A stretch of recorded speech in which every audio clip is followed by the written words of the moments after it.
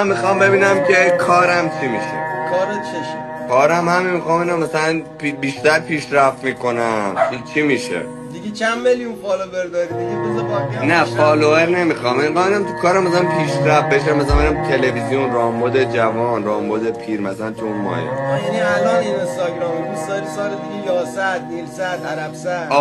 عربست که باید جورابمو بکشم بالا مشتی. بله عربست. بله. خب عرفان جان قربونت برم. جان شما اسم مادر چی هست؟ تو شناسنامه ایو گفتم بچه ها. بله فاطمه. از موکلم ابوالقلم سوال میپرسم که آیا آقا عرفان داخل کاری که مد نظرشونه پیشرفت میکنن؟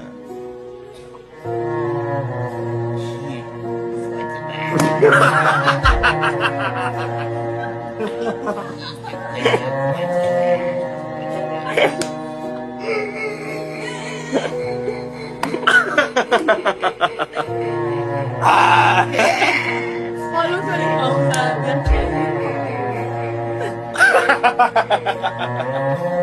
عرفان جنسش ایرانی پاره شد.